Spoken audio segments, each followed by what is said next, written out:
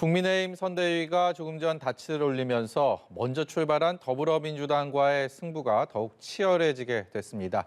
민주당은 어떤 관점에서 현재 상황을 진단하고 있을까요? 복귀왕 민주당 선대위 대변인을 뉴스 1번지 현장에서 만나보도록 하겠습니다. 안녕하세요. 네, 안녕하세요. 반갑습니다. 먼저 국민의힘 선대위 얘기 좀 해보죠. 오늘 워낙 큰 정치 이벤트였기 때문에 이렇게 진통 끝에 출범을 하게 됐는데 정말 갈등이 최고조에 달했다가 다시 이제 봉합이 됐고 결국은 정상적인 출범을 했습니다. 민주당 입장에서도 관심을 가지고 쳐다볼 수밖에 없는 상황 아니었습니까? 어떻게 보셨는지 궁금합니다. 그렇습니다. 김종인 대표가 총괄선대위원장을 맞느냐 안 맞느냐, 그리고 이준석 대표의 반발이 어디까지 갈 거냐, 이런 것들이 뭐 민주당뿐만 아니라 전 국민적인 관심사였을 텐데 사실상 11월 5일 날 윤석열 후보가 경선에서 이제 후보로 옹립되고 나서 그리고 나서 지지율이 꼭대기를 찍었다가 한 달 동안 다 까먹었잖아요. 예. 근데 그것을 보면 벌써부터 정권 잡은 줄 알고 내부에 빵 나눠 먹기 싸움이 시작된 거 아니냐, 이런 생각을 좀 했습니다. 그리고 그 과정에 뭐 윤핵관이라는 말도 나오고, 그리고 검사들의 전면 배치 이런 말도 나오고, 또 김종인 위원장께서 안 맞는다고 하시니까 김병준 위원장이 내가 전권을 다 가졌다 이렇게 주장도 하고, 이준석 대표는 당대표가 아무런 상의를 해온 적이 없다, 그래서 이견조차도 없다, 뭐 이런 말들을 했는데 저는 결국은 봉합될 거라고 봤습니다. 언젠가는 이제 봉합이 될 건데 이것을 약간의 연출이 좀 있었지 않았나, 이런 의혹이 될 정도로 바로 직전 전날까지도 갈등을 최고조로 올렸다가 네. 그다음에 이제 극적인 타결을 보는 이런 모습을 보고 뭐 약간의 조율과 뭐 연출이 좀 있어 보이긴 한데 저는 그럼에도 불구하고 그 갈등 과정에서 보여줬던 국민의힘의 미래 권력을 어떻게 운영할 건지에 대한 비전이 없이 오로지 권력을 내가 어떻게 취할 것인지에만 빠져있는 그들의 갈등되는 모습을 보고 여전히 미래로 가지 않고 과거로만 가고 있구나라는 생각을 했고요. 다만 이제 지금이라도 선대위가 구성이 됐으니까 양당 이제 후보들이 정정당당하게 민생 현장에서 또 정책 경쟁을 본격적으로 좀 벌였으면 하는 그런 기대를 가지고 있습니다. 내심 그래도 갈등 구도가 조금 더 지속이 됐으면 하는 바람이 있지 않았을까라는 생각도 드는데요. 기본적으로 이재명 후보는 반사체가 아니라 발광체입니다. 이재명 후보가 경선에서 후보로 뽑히고 나서 이벤트 효과가 아니라 사실상 의혹 덩어리만 안고 시작했기 때문에 네. 그 지지율이 떨어졌잖아요. 근데 그 지난 한 달 반 정도 부단히 노력을 해서 개선을 해왔는데 네. 저는 빨리 윤석열 후보와 이재명 후보가 1대1로 만나서 또 그 민생 현장에서 이것을 어떻게 풀어나가는지 이런 능력에 대한 비교를 우리 국민들께 드리면 저는 더 좋은 효과가 있을 것이라고 생각합니다. 지지율 얘기 말씀하셔서 그 얘기 좀 해보도록 하겠습니다. 이제 국민의힘 갈등 이후에 이 초박빙 모드로 전환을 했습니다. 그 상황에서 과연 이 갈등 봉합 이후는 또 어떻게 전개가 되게 될지 그야말로 이제부터 진검승부를 하게 될 텐데 현재 지지율 추이는 전반적으로 어떻게 분석하고 계십니까?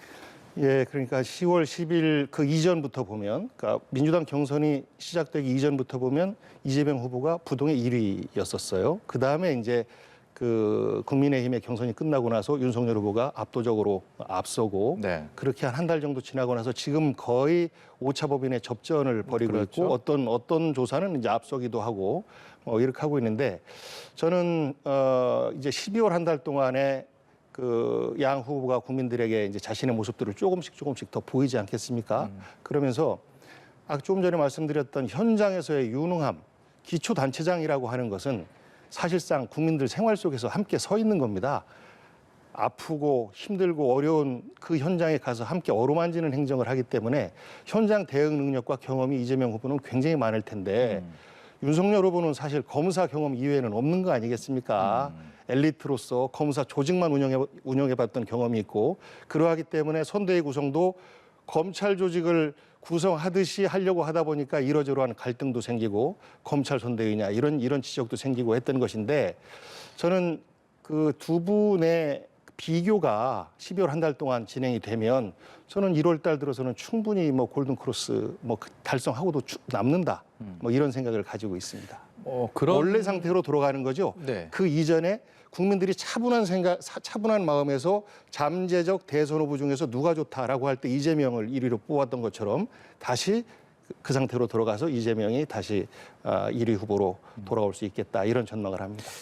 지금 민주당 선대위에서는 별로 상상하기 싫은 그림이겠지만 만일에 윤석열 후보가 지금 선대위를 봉합하면서 뭔가 김종인 위원장과 그리고 윤석열 후보의 투톱 체제가 공고하게 자리를 잡고 정책적인 부분에 있어서도 본인이 그동안 미흡했던 부분을 만약에 국민들에게 어필하게 된다면 말씀하신 대로 그런 전개가 또 안 될 가능성도 있지 않겠습니까?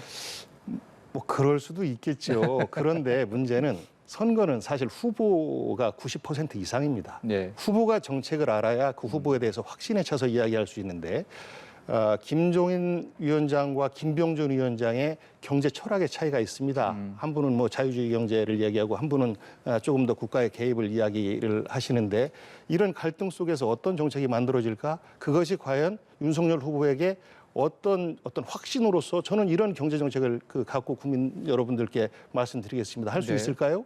저는 그 시간이 너무 짧다. 그리고 두 분의 어떤 그 경제 철학의 그 갈등뿐만 아니라 뭐 윤핵관, 신핵관 이런 또 갈등들도 뭐 무수히 현재 잠재돼 있어서 저는 우리 사회자님 말씀하시는 그런 일은 없을 거라고 거다. 생각합니다. 네, 알겠습니다. 이번에 인재 영입 과정 관련해서 좀 얘기를 해보도록 하겠습니다. 민주당도 국민의힘도 그야말로 새로운 인재 찾기에 골몰하고 있는 모습인데 최근에 이제 조동현 교수 인재 영입 1호라고 야심차게 공개를 했는데 사실상 결과는 그렇게 좋지 않았습니다. 민주당에 남긴 것, 앞으로의 과제 여러 가지 시사하는 점이 있을 것 같은데요. 어떻게 진단하고 계십니까? 선거 때마다 인재 영입 이벤트는 뭐 단골 메뉴인데요. 이번에 민주당에서도 국민선대위를 구성하기 위해서 특히 또 2030을 대표하는 전문가 그룹이나 이분들을 모시기 위해서 노력을 했고 그중에 한 분이 조동현 교수이었었는데 저는 결과적으로 참 안타깝습니다. 그분이 사생활이 문란했던 분도 아니고 결국은 피해자이고 그렇지만 생명을 지키기 위해서 그런 것들을 감수하고 했는데 사실 함익병 씨 같은 경우는 유명인이잖아요. 예. 뭐 그럼에도 불구하고 여성 인권은 남성 인권의 4분의 3만 주면 된다. 그리고 독재면 어떠냐? 잘 살기만 하면 되지. 라는 사고를 가진 분을 영입하겠다라는 것은 그건 정말 말도 안 되는 거죠. 검증을 아예 안 했거나 혹은 그 철학에 동의하거나라는 건데 유명인이 아니면 그런 사생활적인 부분까지도 검증하기는 어렵습니다. 하지만 더 노력해야 되고 그리고 경쟁적인 인재 영입 뭐 이런 것들도 좀 문제가 있는데 저는 이제 과거 교과서적으로 보면 당에서 영입해서 탑다운 방식으로 인재를 그냥 내리꽂는 게 아니고 선발해서 당에서 이렇게 쭉 키워서 이 가운데서 좋은 사람을 세우는 그러면 이제 검증도 다 될 텐데 이런 다운탑 형식으로의 인재 영입을 정당 구조에서 좀 했으면 좋겠는데 네. 현실적으로 좀 만만치는 않습니다. 우리가 흔히들 인사청문회를 받는 국무위원급 인사도 과연 검증을 제대로 했느냐 그렇지 않느냐 이 지명 이후에 굉장히 많은 논란들이 따라다닙니다.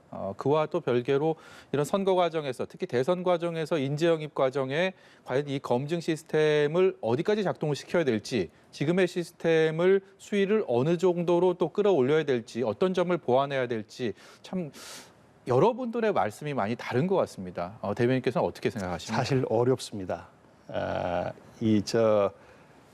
고위 공직자, 뭐 예를 들어 인사청문회를 하기 위한 인재 그 검증 과정도 사실 만만치 않아요. 본인이 제출하는 뭐 수백 페이지짜리 서류지만 이것 이외에 또 다른 어떤 행적이 있었는지 이것을 검증하는 것은 사실상 어려운데 이제 그것이 수많은 시민들의 제보에 의해서 의혹이 되고 하거든요. 그런데 이제 선대위의 경우에는 공직 후보자가 아니다 보니까 그분의 이력과 그분의 어떤 직능 대표성, 세대 대표성 그리고 그분의 인생 스토리 이런 것들을 보고 영입을 하는 것이기 때문에 예. 공직 후보자와는 상당한 좀 차이가 있고 이제 민주당 같은 경우는 원혜영 위원장 또 백혜련 최고위원으로 해서 인재 영입위원회를 구성을 해서 좀 더 차분하게 검증된 인사들을 영입하기 위해서 노력하고 있다라는 말씀 드립니다. 예. 우리 복귀왕 선대위 대변인, 이 방송 보시는 시청자 여러분들 조금 익숙하지 않은 좀 낯설다 이런 느낌 받으시는 분들도 분명히 있을 텐데요. 이재명 후보와 좀 개인적인 친분이 남다르시다라고 들었습니다. 어떤 게 있습니까? 남다르기보다는 이제 2010년도에 이재명 후보는 성남시장으로 처음 시작을 했고 저는 충남 아산시장으로 시작을 했습니다. 그리고 두 도시가 자매 결연 도시예요. 각 동단위까지도 서로 결연 맺어서 교류가 활발히 진행되고 있어서 예. 서로 그 시정 운영의 어려움이나 이런 것들에 대해서도 서로 뭐 조언을 듣고 해왔는데 사실 시장할 땐 좀 얄미웠습니다. 아, 워낙 잘해서. 아. 성남은 이걸 하는데 아산은 이걸 왜 안 합니까? 라고 얘기하면 가슴이 무너져요. 단체장 이재명 입장에서. 시장이 당시 그런 얘기를 직접 했습니까? 아닙니다. 뭐 그런 이야기는 안 했는데 그래서 그때부터 이재명 시장 참 일 잘한다라는 생각을 했고 저도 나름대로 빠지지 않고 잘한다고 했는데 저 도시에 맞게끔 잘하는구나. 뭐 이런 생각을 하면서 교류를 해왔고 그리고 특히 대한민국의 미래로 가기 위해서는 균형 발전과 분권에 대한 철학이 있어야 됩니다. 그러니까 두 번의 기초단체장 임기를 마치고 저도 이제 충남도지사에 도전했다가 저는 이제 좌절을 하고 예. 이재명 지사는 경기도지사가 된 건데 그 과정에서 저는 그 분권에 대한 깊은 철학을 확인을 했고 그리고 중앙정부와 지방정부의 괴리, 중앙정부는 지방정부를 통제하려고만 하는 이런 모습들을 우리가 혁파해내지 않으면 예. 226개의 각기 개성을 가진 기초단체가 경쟁적으로 일을 잘하면 이것이 하나의 대한민국이라는 큰 배를 만들 수 있는데 결국은 이거를 중앙정부가 과도한 통제로 해서 그런 창발성들을 다 막고 있는 거거든요. 저는 이재명 후보가 대통령이 되면 그러한 분권 정신, 균형 정신을 발휘해서 대한민국이 한다는 게 더 업그레이드 되지 않을까 이런 기대를 좀 가지고 있습니다. 말씀하신 그 당시 기초자치단체장으로서 봐왔던 강점을 고스란히 안고 이제는 집권 여당의 대선 후보로서 리더십을 발휘해야 되는 그런 상황입니다. 분명히 복귀왕 대변인 보기에 여러 가지 장점들이 많이 있겠지만 그래도 남은 선거운동 기간 동안 이 부분은 조금 더 좀 보완했으면 좋겠다. 뭐 이렇게 생각하는 게 혹시 있는지 궁금합니다. 제가 딱 한 가지를 얘기를 했었는데요. 좀 공격적으로 자기 주장을 안 했으면 좋겠다. 특히 이제 우리 충청도 사람들 같은 경우는 잘난 체 하는 사람 싫어하거든요. 예. 근데 이제 이분은 잘난 체는 아니고 자기 주장을 좀 강하게 공격적으로 하는 경우가 있어요. 그래서 그것을 좀 겸손하게 했으면 좋겠다. 부드럽게 했으면 좋겠다라는 그 조언을 했었는데 요즘 들어서는 좀 바뀌고 있는 것이죠. 뭐 고집 부려서 일을 할 수 있는 것은 아니니까 결국은 국민을 모셔가면서 국민 말씀 들어가면서 일하는 것이 정치인이고 대표이고 모습이니까 좀 바뀌고 있는 것 같아서 지금은 뭐 잘하고 있다라고 생각합니다. 복귀왕 대변인의 어떤 고언이 받아들여진 걸까요? 뭐 저뿐이겠습니까? 다른 분들도 뭐 그랬을 것이고 중도층에 있는 분들 같은 경우에 예를 들어서 기본소득 국민들이 하지 말라고 하면 안 하겠습니다. 라는 것을 공격자 입장에서 보면 야, 너 생각 바뀌었냐? 표에 유리하면 네 생각 그렇게 바꿔도 되냐? 라고 공격을 할 수는 있는데 예. 저는 그것이 정치인의 자세라고 생각합니다. 중도층에 있는 분들은 얼마나 국민의 소리를 귀하게 여기려고 하는지 그러면서 동시에 이야기하잖아요. 그럼에도 불구하고 설득하겠습니다. 라는 이야기 하잖아요. 이거는 지도자로서 굉장히 중요한 덕목인데 끊임없이 설득하고 말씀드리면서 그럼에도 불구하고 국민들께서 용납하지 않으시면 안 하겠습니다라는 것은 저는 기본 자세라고 생각하고요. 저는 그런 것들이 요즘 들어서 조금 국민들에게 어필되고 있는 것 아닌가라는 생각을 합니다. 예. 마지막으로요. 말씀 중에도 언급을 하셨는데 충청 지역이 이제 정치적 기반이시지 않습니까? 그렇기 때문에 이 질문을 준비를 했습니다. 이 충청 지역 역대 어느 선거를 봐도 항상 전국 단위 선거에서는 캐스팅 보트를 쥐고 있다라는 것이 많은 분들의 일치된 의견입니다. 이번 대선 역시도 그런 동일한 판세 분석들이 나오고 있는데 어떤 전략으로 이 충청 지역의 민심을 사기 위한 전략을 내세워야 되겠습니까? 그러니까 충청의 아들이다. 뭐 이런 표현을 윤석열 후보가 했었는데 그것이 지역 감정을 자극하는 발언이 아니었기를 저는 생각을 해요. 그리고 윤석열 후보가 충청을 방문할 때 청년 간담회 연속적으로 2번이나 늦고 그리고 또 제가 확인을 한 건데 충남의 현안에 대해서 물어보는데 몰라요. 저는 그것은 진심이 아니라고 생각합니다. 이재명 후보가 충청에 방문을 해서 저랑 같이 식사도 하고 뭐 이랬었는데 저보다 오히려 더 현장의 그 문제점들 이런 것들을 다 파악을 하고 있습니다. 그러니까 기초 단위별로 과제들을 선정을 해서 이것을 대통령이 되면 기초 단위별로 풀어나갈 수 있도록 할 수 있는 그런 능력을 가진 사람이 그 이재명 후보인데요. 과거 이회창 후보가 선영의 묘를 예산으로 옮기고 하는 이벤트를 벌였지만 결국은 표를 못 받았잖아요. 예. 저는 우리 충청민뿐만 아니라 대한민국 국민들은 쇼가 아니라 진심으로 다가가면 저는 받아들여 주신다라고 생각하고 충청도 그와 마찬가지다라는 말씀드립니다. 네, 여기까지 듣도록 하겠습니다. 오늘 말씀 고맙습니다. 네, 고맙습니다.